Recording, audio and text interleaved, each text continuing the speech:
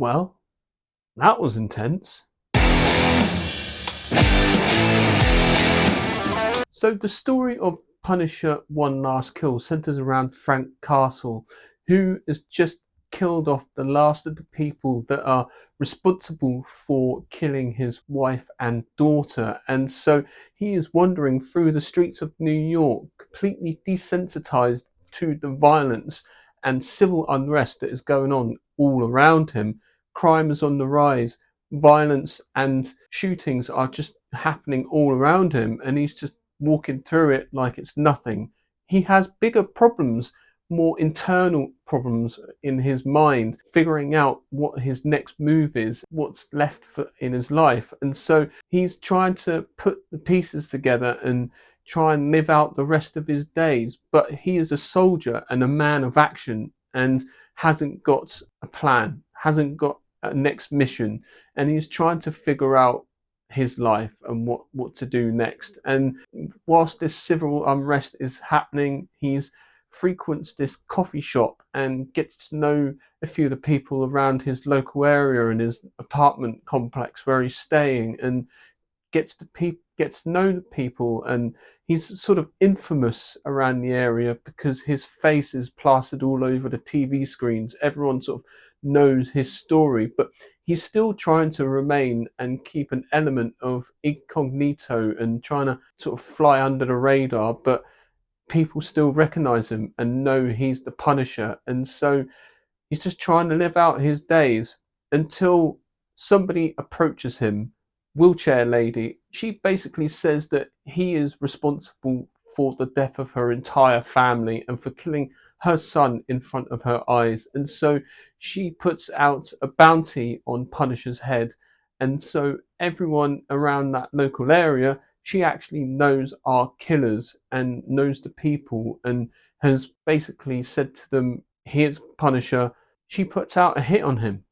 And it is Frank's job to try and survive and try and get through the next 24 hours without getting killed and trying to get out of his apartment complex. I've got to say that this is a much better offering from Disney Plus and Marvel Studios that we have seen in recent years, and credit where credit's due. This is a really intense and interesting look into the mind of a fractured soldier finding out life after a mission and what the next mission could be, if there even is one, and how somebody tries to sort of keep themselves occupied during this sort of period of limbo.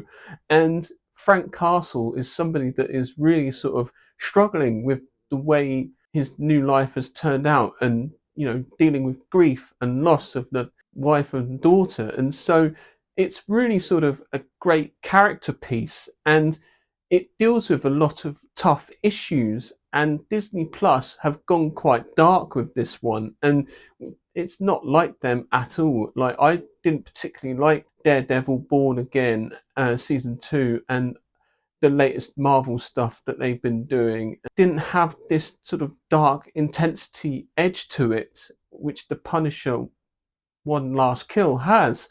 And they really swung with the fences on this one. It almost feels as though they have put all their bullets into one magazine, because they certainly needed all the bullets in this. There was so much death and violence and great action sequences and really sort of great character work in this as well. And he's not just a super soldier, he has a lot of great nuances in this. For example, he doesn't just pick up a gun and start shooting.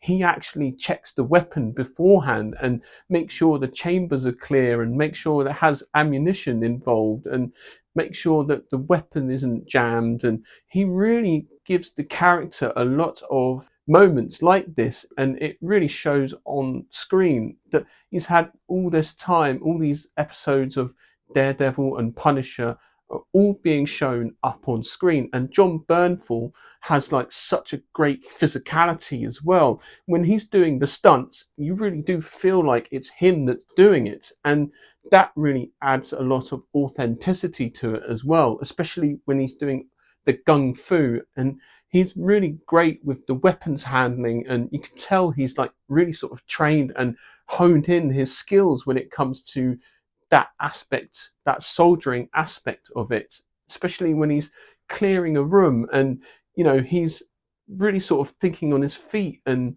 he's putting the bookcase against the door frame so that it can take the blast of the grenade, for example. And it's great little sort of character beats like this that it gives you an idea of like the kind of thinking the character is going through as well. So he has really sort of done his homework on this character. I couldn't help but notice that also this film rather resembles one of the John Wick films, John Wick Chapter 3. Very sort of similar storyline where everyone's hunting him down. Also kind of reminds me of Judge Dredd, where it's all in one sort of apartment complex and he has to try and navigate his way out, and kind of brought me back to that. There's also a great scene where the Punisher, Frank Castle, has been thrown off a roof, and whilst he's been thrown off the roof, he still manages to dispatch the guy with one shot in the head, and he lands on the roof of the car and rolls off it. And it kind of reminded me of Desperado, a film directed by Robert Rodriguez, and a scene very similar to that in both films. And I certainly saw their influences came from, and the whole episode was really great. And the one thing I would say was there were at times when Frank was being emotional and talking to the gravestone of his dead wife and daughter, that the sound design around that was quite muffled, and at times his delivery, he was just mumbling a little bit. I don't know whether or not that was an issue with the recording of the microphones on him, or whether it was like a post production thing. I don't know, but it just felt like it was quite muffled, and I had to turn the sound up. The sound quality wasn't particularly great in certain areas, but other than that, on the whole, I generally enjoyed this episode, and I would very much like to see them do a second one, because it does open up to a second episode, because Wheelchair Lady still lives on, and so Frank is still got one person left on the list, and so he'll have to go back and be Punisher, which we do see him fully realized as the Punisher at the end of the episode, which is really, really great. And I'm not sort of spoiling this because they do show it in the trailer.